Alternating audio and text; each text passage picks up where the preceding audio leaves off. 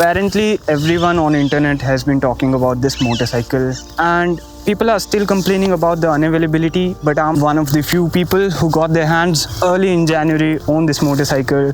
And here's what it's been like to own this motorcycle, to ride it 1500 kilometers, and the first service has been done. But what makes a true adventure motorcycle? Is it the fact that you've got more suspension, or the fact that you sit higher than everybody else?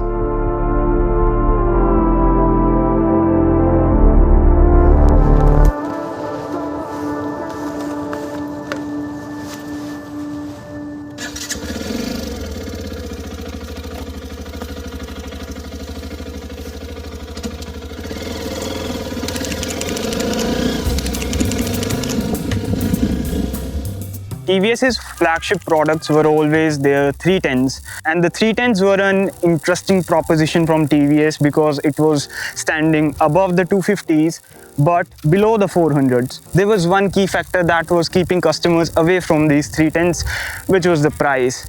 And why this, the RTX 300 is a game changer, is the price.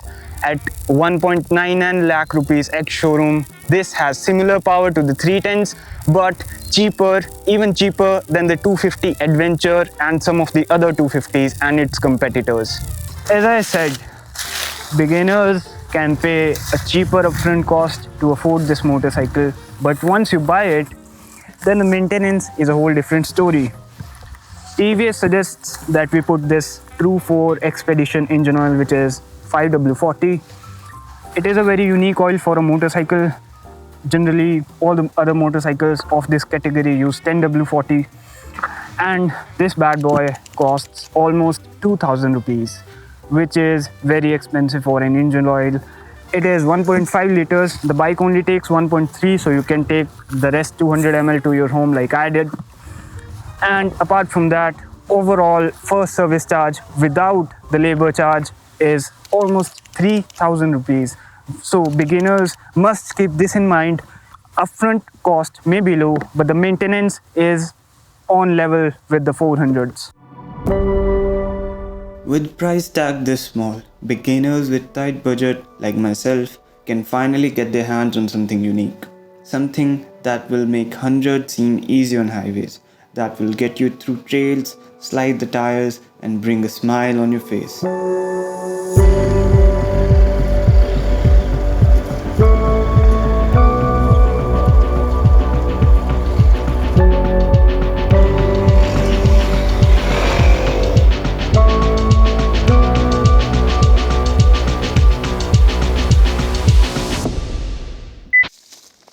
And so far, I've done 3 changes in my bike. One is these OEM knuckle guards from TVS to save my hands from the wind, and of course a side impact. And second change I've done is install this radiator grill from Mototalk, which is very beneficial so that my ride doesn't end abruptly if a stone hits the radiator. And the third change, which is not a very functional one, but I've done it anyway, is to remove the ugly sari guard here because it's of no use. And this is how the bike looks.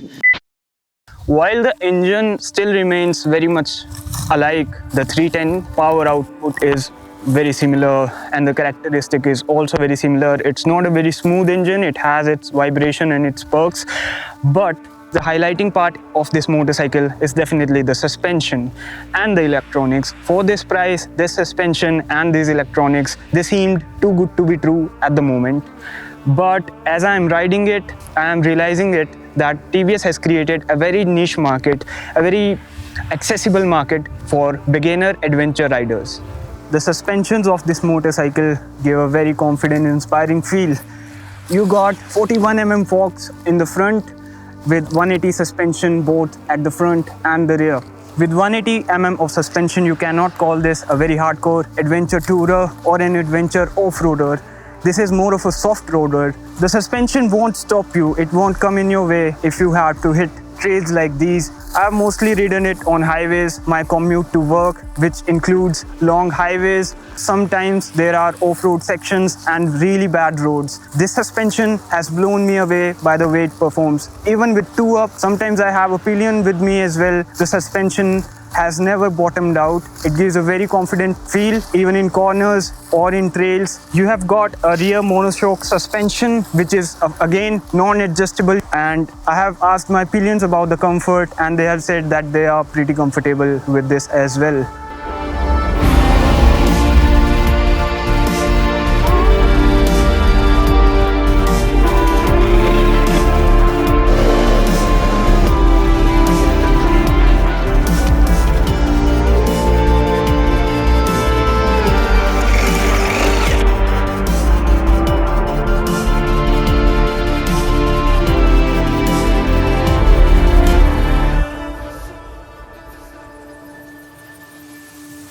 Let's talk performance.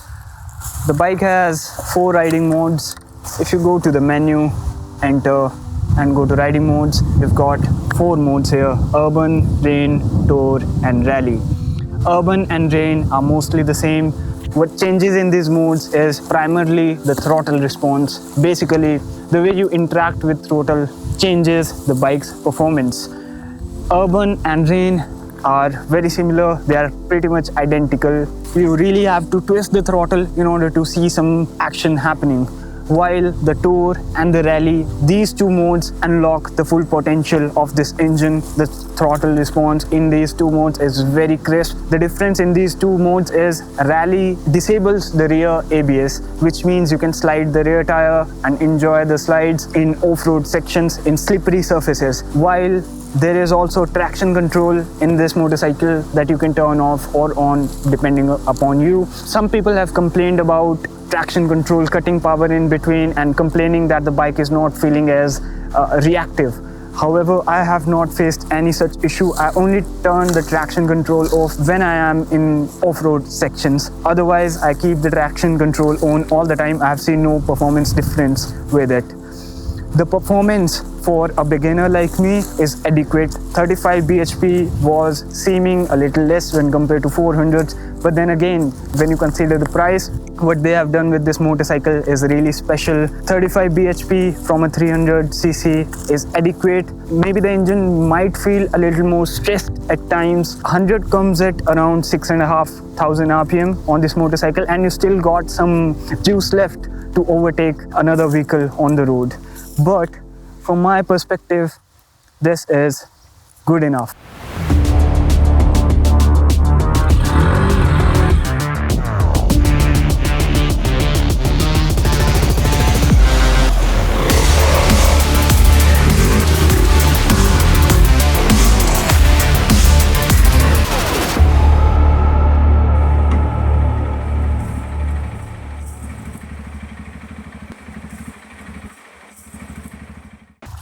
There's something else that I would like to point out when it comes to performance is the welcome animation of the dash. What I would like to specify is even in the tour and the rally mode, all the performance is here between 5 and 10,000 rpm, and you can go on rev your bike even higher because you're paid for it. Up until 5,000 rpm, the engine feels kind of lazy, very lethargic. You won't really find much happiness staying in that zone. So generally, if you want to feel the power of this motorcycle, you would have to rev it above 7,000 rpm. And that is very explainable because this engine, the 299cc liquid cooled engine, it makes its peak power and torque at 9,000 rpm. That means you really have to rev it out in order to have some performance. So this is a rev happy engine. Although it has got a heavier crank, it has got nice tractability. It won't stall if you ride at low speeds, at low RPMs, but definitely it's not happy doing that like the other long stroke engines. At 180 kgs wet, this motorcycle is not light at all. It is on the heavier side, but I've ridden this motorcycle and I was surprised by how light it feels once you get on the saddle, and all my friends have said the same thing. This bike looks big and muscular and heavy from outside, and it is, but as soon as you climb on it, it is as light as any street bike. You won't feel the heaviness at all. Probably because all the plastic that they have used, they have saved a lot of weight up here, and mostly all the weight is down below here. Now, What are the things that are not so good about this motorcycle? First is, of course, the engine. It vibrates. It's not a big deal. It's a single cylinder. It is gonna vibrate, and I am okay with it. That is why I bought the motorcycle. This is not a deal breaker for me. Vibrations are there, but they are not severe. They won't make you feel uncomfortable. Second thing, everything about this motorcycle fits me like it's been tailor-made for me. The handlebar, the width, the foot pegs, everything about this motorcycle, everything about its ergonomics, the seat, there is plenty of room for me and my pillion. But one thing that is not so good is this non-adjustable windshield. It is not tall enough. It creates a lot of buffeting above 90 kmph for someone who is around my height. I am 5'9". If somebody is maybe below that, they will not face this issue. But I am looking to add something to this screen that would increase the height and prevent all that buffeting. Conclusion, who should buy this motorcycle? I think if you're a beginner, if you're someone who is into adventure motorcycles, if your use purpose is doing highway touring, you want to ride it in city, you can do office commutes if your commute is long enough, and you do plan to go to hills and you do plan to go trails, I think, and you're on a tight budget, I think this is a very interesting contender now in Indian adventure scene. There are two more competitors in this class, that are X-Pulse 210 and V-Strom 250 SX. I think those are two entirely different motorcycles. V-Strom is more closer to this, but then again, this makes a whole bunch more power than the V-Strom. And the X-Pulse is a totally different product for a totally different kind of customer. There is a lot of differences between this and the X-Pulse. So if you are someone who is considering both of them, you really have to look within you, look at your use cases, and then it will be easier for you to decide.